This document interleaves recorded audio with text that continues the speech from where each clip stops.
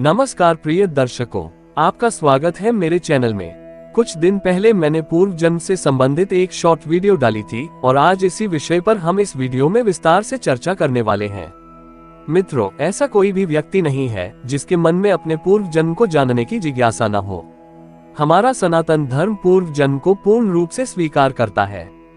पूर्व जन्म के कर्म ही हमारे वर्तमान जीवन के सुख और दुख का मुख्य कारण बनते हैं।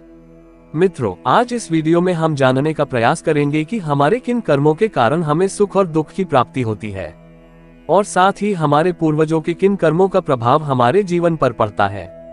क्योंकि आपने भी यह बात अवश्य सुनी होगी कि माता पिता के अच्छे और बुरे कर्मों का प्रभाव बच्चों पर अवश्य पड़ता है। प्रिय दर्शकों, यदि आप मुझसे जन्म कुंडली का अध्ययन करवाना चाहते हैं या अपने जीवन से जुड़े प्रश्नों के उत्तर कुंडली के माध्यम से जानना चाहते हैं तो दिए गए नंबर पर संपर्क अवश्य करें। अब मित्रों, वीडियो को आगे बढ़ाते हैं। दोस्तों, जो शरीर हमें प्राप्त हुआ है उस पर केवल हमारा ही अधिकार नहीं होता। इस शरीर में हमारे माता पिता और हमारे पूर्वजों का भी अंश होता है, क्योंकि उनके रक्त से ही हमें ये शरीर प्राप्त हुआ है। इसी कारण माता पिता के शुभ और अशुभ कर्म बच्चों को प्राप्त होते हैं और जो कर्म हम करते हैं उनका फल हमारी आने वाली पीढ़ी को भोगना पड़ता है। अब जानते हैं मित्रों, ज्योतिष के सूत्रों के माध्यम से देवगुरु बृहस्पति कुंडली में हमारे बुजुर्गों और पूर्वजों का प्रतिनिधित्व करते हैं। राहु और शनि के माध्यम से भी पूर्वजों के कर्मों का विचार किया जाता है। कुंडली का पंचम भाव पूर्व जन्म को दर्शाता है और नवम भाव आने वाले जन्म तथा भाग्य का संकेत देता है। मित्रों, शनि देव को हमारे पूर्व जन्मों के कर्मों का कारक माना गया है। यदि शनि पंचम भाव में पीड़ित हो या छठे, आठवें अथवा 12वें भाव में जाकर अशुभ स्थिति में हो तो ये संकेत देता है कि पूर्व जन्म के अशुभ कर्मों के कारण वर्तमान जीवन में दुख मिल रहा है। इसी प्रकार मित्रों, राहु हमारे पूर्वजों के कर्मों का कारक होता है।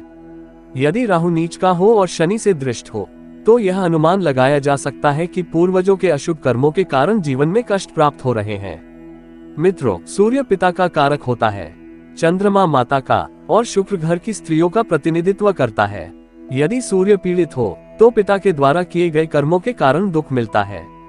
यदि चंद्रमा या शुक्र पीड़ित हो तो माता अथवा घर की स्त्रियों के कर्मों के कारण जीवन में परेशानी आती है।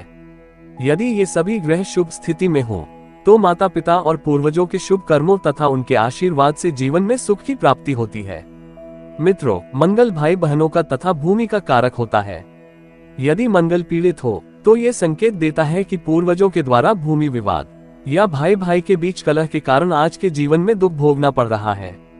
बुध वाणी का कारक होता है। यदि बुध पीड़ित हो तो ये दर्शाता है कि पूर्वजों द्वारा वाणी से किए गए अपराधों का फल हमें भोगना पड़ रहा है। मित्रों, यदि माता पिता की कुंडली में पितृ दोष होता है तो बच्चों की कुंडली में भी उसका प्रभाव अवश्य दिखाई देता है, क्योंकि माता पिता की कुंडली से ही बच्चों की कुंडली का निर्माण होता है। अब मित्रों, जानते हैं उपाय। यदि आपकी कुंडली में इनमें से कोई भी ग्रह पीड़ित स्थिति में हो तो अपने इष्ट देवता की नियमित आराधना करें, तीर्थ स्थान पर जाकर स्नान करें, दान पुण्य और अच्छे कर्म अवश्य करें, क्योंकि कर्म ही सबसे बड़ा उपाय है।